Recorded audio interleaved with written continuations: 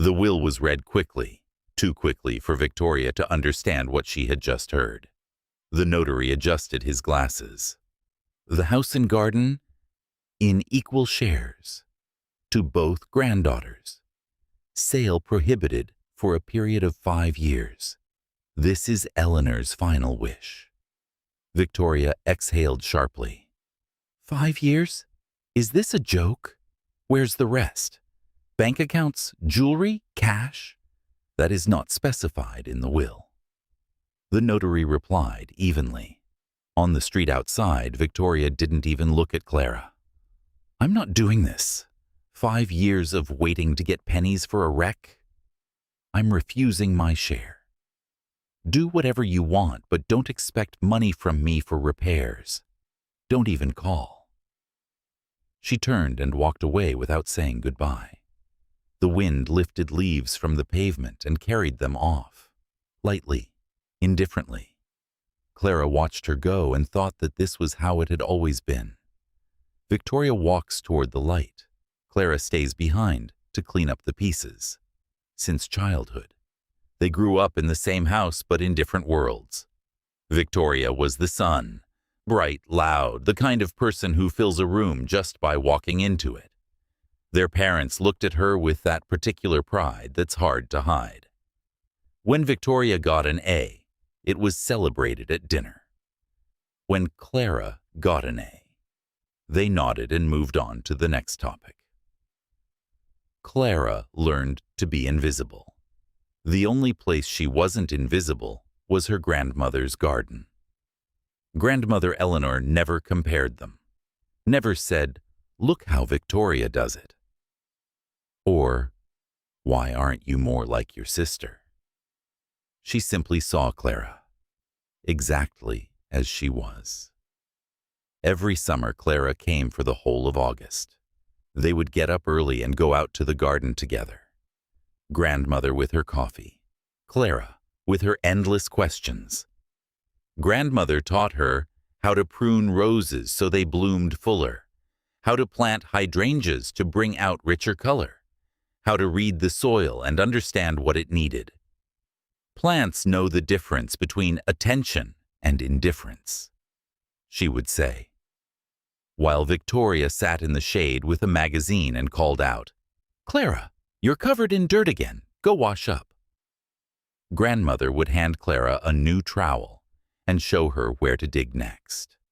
Sometimes, Grandmother talked about her dreams. "I want to plant new varieties," she would say. "There's one called Mojito. Imagine, a greenish white, like a fresh summer drink. And summer love, soft pink, like a morning in July. I want to make a special bed for them. Right there, in the far corner." She would point to a flat stretch of earth that somehow always stayed empty. "Why haven't you planted them yet?" Clara would ask. Grandmother would smile. "Haven't gotten around to it yet. I will." But she never did. Then Grandmother got sick, and Victoria appeared on the horizon. Clara saw through it immediately, but said nothing. Suddenly her sister was visiting every week. She brought expensive pastries and spoke in that slow, exaggerated, gentle voice people use with small children. She enrolled in a gardening course and told Grandmother how much she now understood about plants. Grandmother listened, smiled, was glad they were both there. She was simply glad. The house greeted Clara with the smell of dust and closed rooms. She opened the kitchen window, then another. The air came in slowly, as though unsure it was welcome. The garden looked different from how she remembered. Not dead, unfinished. The hydrangea bushes along the fence still held their shape, but grass had already crept between them. The paths had blurred. Some flower beds had disappeared entirely. And that far corner, flat, empty, the same one grandmother had always pointed to. Clara stopped and looked at it for a long time, then walked on. The first week she simply moved through the house and looked, trying to understand what to do next. The roof leaked in 2 places. The kitchen floor creaked so badly she was afraid to walk on parts of it. The basement smelled of damp. She counted her savings. Not enough even for the roof. She called Victoria. "Listen, I need help. The roof is leaking. I can't cover the repairs alone. Could you lend me—" "Clara," Victoria interrupted with the patience of someone explaining something obvious. "You won't be able to pay me back. You took the house. Now it's your problem. I told you. Let it go and sell in 5 years. You didn't want to. Your choice. But it's grandmother's home. Was grandmother's. Now it's yours. With everything that comes with it. Goodbye, Clara." The line went dead. Clara put down the phone and sat in silence. Outside, the rain was starting. She put a bucket under the leaking ceiling and listened to the drops hitting the bottom. Steady, patient, relentless. She sold her laptop, sold what little jewelry she had left, bought materials for the roof and hired a repairman. In the second week, she picked up the pruning shears. In the third, a spade. He appeared a week after the funeral. A man in an expensive coat stood by the fence, studying the front of the house, methodically, assessingly, the way you study something you're pricing. "Are you the owner?" he asked without waiting for an answer. "My name is Marco. I work in real estate." "The house isn't for sale," Clara said flatly. "I know about the 5 years in the will." He smiled slightly. "But I'm prepared to sign a preliminary purchase agreement right now, at a very good price. You understand that this building is a burden. It will take your time, your health, and your money, of which, from what I can see, you don't have much."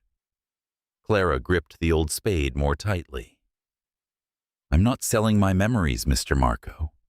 Please leave." He left, but came back 3 days later. "I just wanted to clarify something about the property documents," he said through the fence.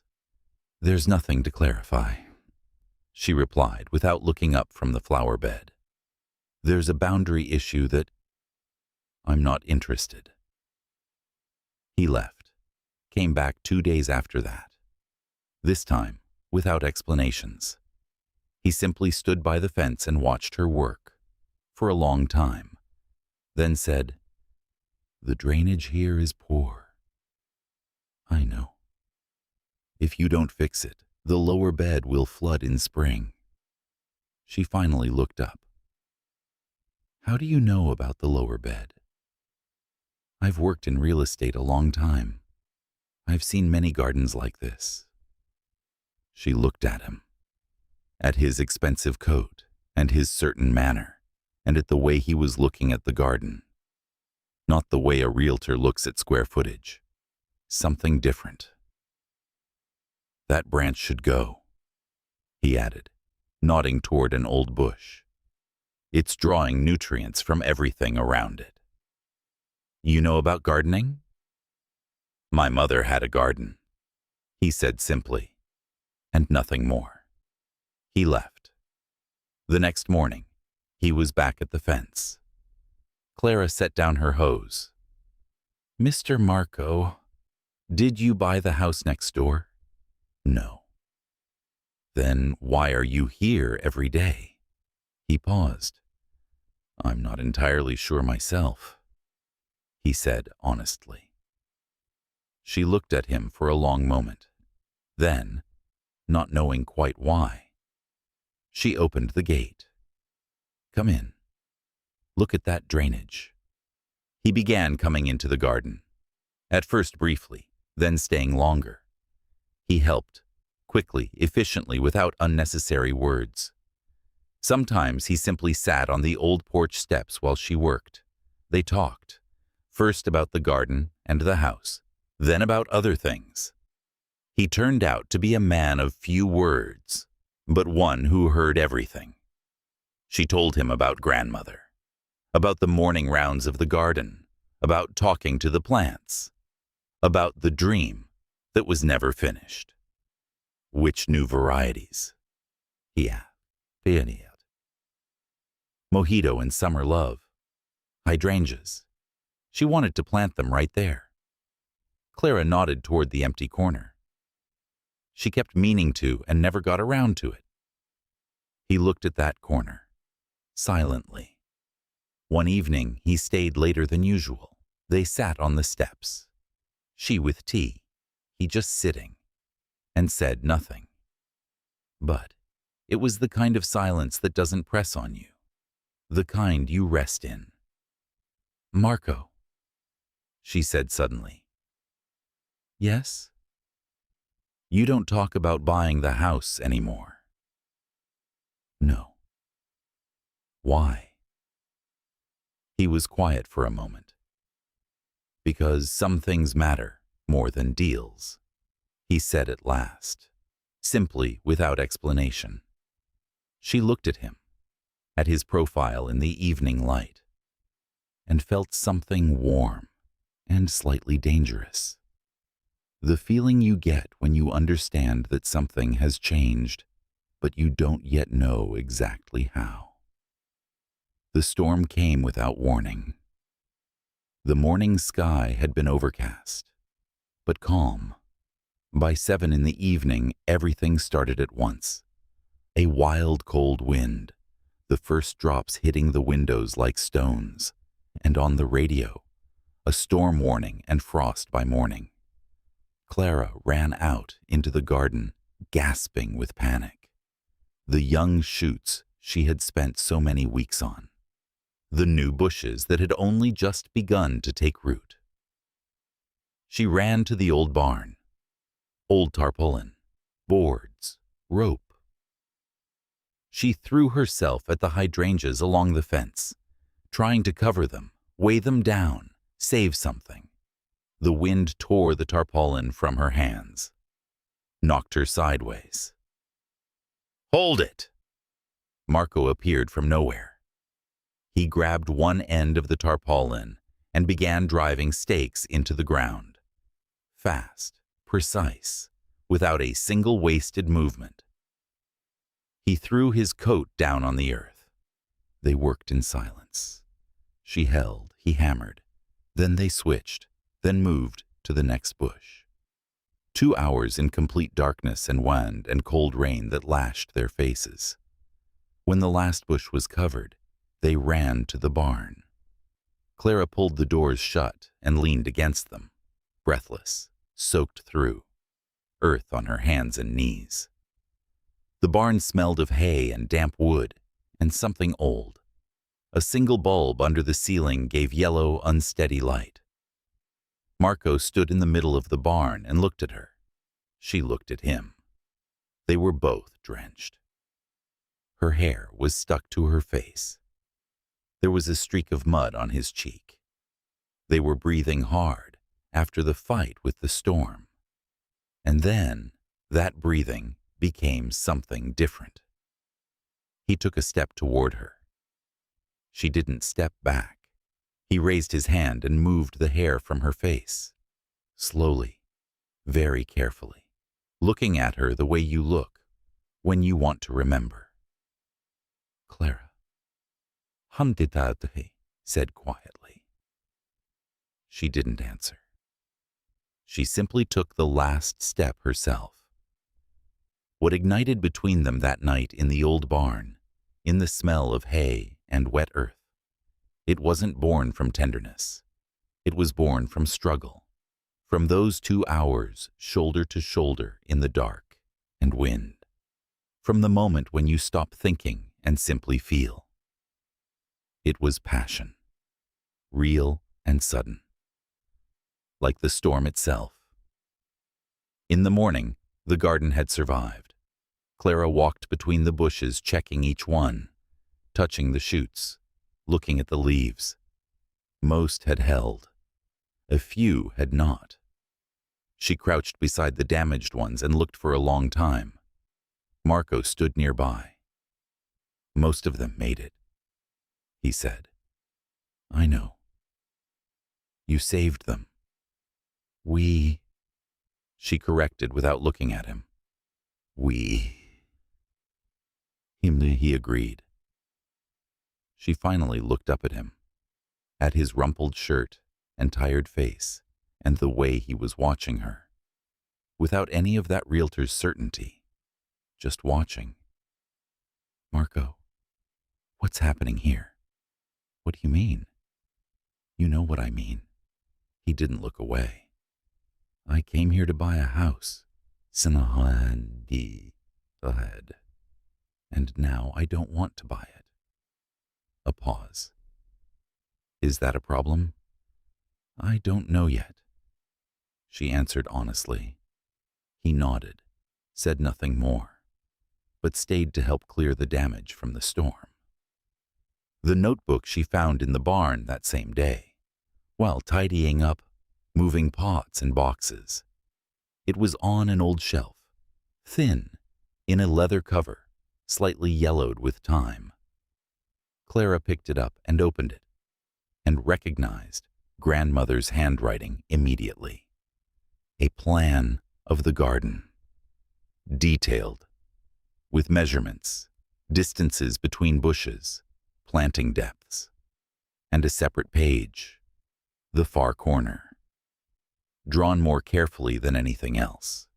At the top it read, "Dream, mojito plus summer love," and below, precise instructions. Where to dig, how deep, how to prepare the soil. Everything needed to plant those two varieties grandmother had talked about on summer evenings. Clara sat down right there on the barn floor and read, and remembered. Grandmother's voice. Mojito, imagine. Greenish white, like a refreshing drink. And summer love. Soft pink, like a summer morning. I want them standing together. Contrast and harmony at the same time. She never got to do it. Clara closed the notebook and held it against her chest, then looked through the open barn doors toward that corner. Empty earth, level, waiting. The next day she took the notebook and a spade and went to that corner. Marco came an hour later and found her there. "What are you doing?" What grandmother didn't get to finish. He came closer. She showed him the notebook. He read it in silence, carefully, slowly. "Precise instructions," he said at last. She was always precise. He set the notebook down and picked up the second spade, leaning against the fence. "Then let's begin." They dug together, quietly, methodically, following grandmother's drawings exactly. And when Marco's spade struck metal, they both stopped at the same moment. An old tin box, lid tightly sealed and wrapped in oil-soaked paper. Heavy. Clara opened it slowly. Inside, an envelope and something wrapped in cloth. She unwrapped the cloth. A key. Old, heavy, with a metal tag. On the tag, the name of a bank and a number. She held it for a long time. "What is it?" Marco asked quietly. "A key to a safe deposit box." "Then we should—" "I know," she interrupted. She placed the key back in the box and closed the lid. Marco said nothing. "You're not going?" he asked at last. "Not today." A week passed. The box sat on the kitchen windowsill. Clara passed it several times a day and looked away each time. Marco came. They talked about other things, but the box stood between them like something unspoken. One evening, he couldn't hold back anymore. It's been a week, Clara. I know. There could be something important in there. Or nothing, she said. Or something. He stepped closer. Why won't you go? She said nothing. It's because of Victoria, he said quietly. Not a question. She looked up sharply. You don't understand. Explain it to me. It's not that simple. Just explain. She turned to the window. You don't know what it's like to be second your whole life. When people compare you, and you're always slightly less, slightly not enough. Her voice was unsteady.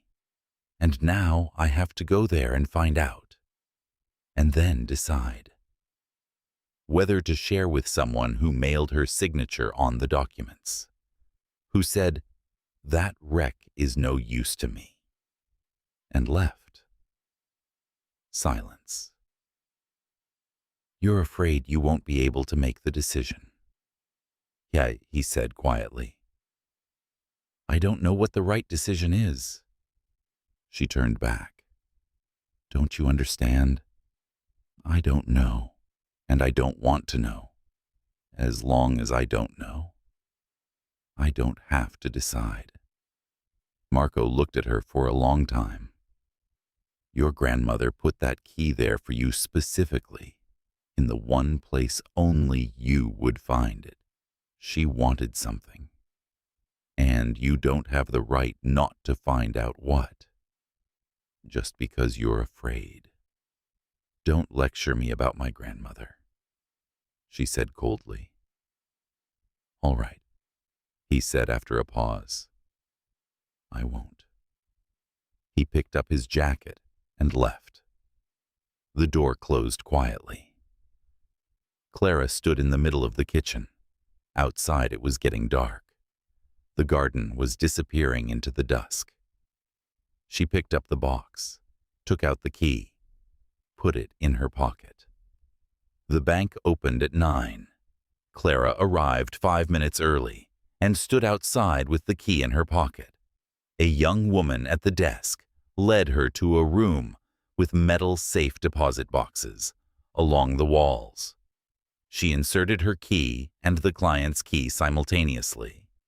The lock clicked. Inside, an envelope and documents. She took the envelope first. My darling Clara, if you are reading this, you didn't give up. I knew you wouldn't. I knew Victoria would leave. She was always first for your parents. She has everything she needs. But you gave more than you received your whole life, and said nothing, and smiled, and pretended everything was fine. In this account, there is enough for everything. For the house, for the garden, for your life. This account was set up as a gift that comes into effect after my death. It is not part of the estate. It is my personal gift to you alone. I want there to be at least one thing in your life that is only yours, completely, without sharing and without explanation. This is your right to be first. With love, always, your grandmother Eleanor. Clara read it twice, then sat for a long time without moving. She cried, quietly, without sound. Not from joy, and not from grief. From being seen, truly seen, and loved exactly as she was, with all her quietness and her habit of giving more than she received. Grandmother had known, always known. She sat until the tears stopped on their own, then wiped her face, folded the letter into her bag, and walked out. Marco was standing at the entrance with 2 cups of coffee and 2 small pots. She came closer and saw the labels, Mojito, Summer Love, She looked up at him. He looked tired, as though he hadn't slept, as though he had been waiting for a long time. "How did you know where I was?" she asked quietly. "The bank name on the key tag." He held out a coffee. "I remembered." "You searched for these varieties?" 2 weeks. Not easy to find. Their fingers touched when she took the cup. She looked at him, at his tired face and the 2 pots in his hands, and the way he was watching her, without any calculation. Simply. "Marco," she said. "Yes?" "I'm sorry about that evening." He shook his head. "You were right. I didn't understand." A pause. "I understand a little more now." She took both pots, looked at them, the greenish-white mojito and the soft pink summer love, grandmother's dream, in 2 small pots. "Let's go," she said. "There's a flower bed that's been waiting a long time." They walked together down the street, with coffee in their hands and the 2 pots between them. And Clara thought about grandmother's letter, about what was written between the lines and what was written plainly. "At least one thing that is only yours." She looked at Marco, at his profile in the morning light, and thought that grandmother had probably meant more than 1 house and 1 garden. Victoria came the following spring. She stopped at the gate and looked for a long time. The house was different. Fresh paint on the facade, new windows, a repaired roof, the garden full and tended, and in the far corner, 2 young bushes already forming their first buds. Victoria came through the gate. "Clara, I've been thinking about that account. Legally, it can be challenged and—" "No," said Clara. "But you refused your share. You didn't give a single cent toward repairs. You left and said, 'Don't even call.'" She looked at her sister steadily and calmly. "Grandmother made her decision. I've made mine. There's nothing more to discuss. Please leave." Victoria stood for a moment, then left. Marco came and stood beside her, quietly took her hand. The garden stood around them, alive and warm. Grandmother's dream finally realized. Some inheritances are counted in money, some in old keys that open more than safe deposit boxes, and some in the people who stay. And that's where Clara's story ends. But one question still lingers. Was she right to keep everything for herself? Or should she have shared it with Victoria, even after everything that happened? There's no easy answer, and that's exactly why I'm asking you. What do you think? Tell me in the comments. I read every single one. And if this story meant something to you, share it with someone who might need to hear it today.